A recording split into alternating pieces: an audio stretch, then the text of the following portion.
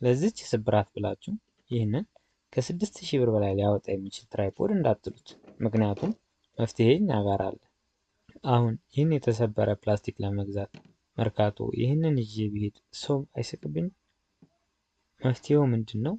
ደህና የሆነውን ያልተሰበረውን ከሌላ ሀገር ላይ በመንቀል እንደዚህ በካሊፐር ለካለሁ።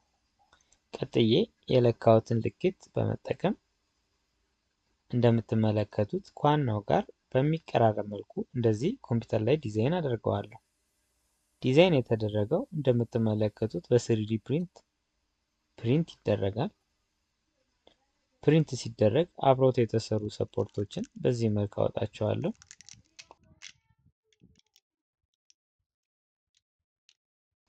ፕሪንት የተደረገው ከዋናው ጋር ስናስተያየው ይህንን ይመስላል። ቀጥዬ እግሩ ላይ ስሰካው እንደምታዩት ስክት ነው የሚለው።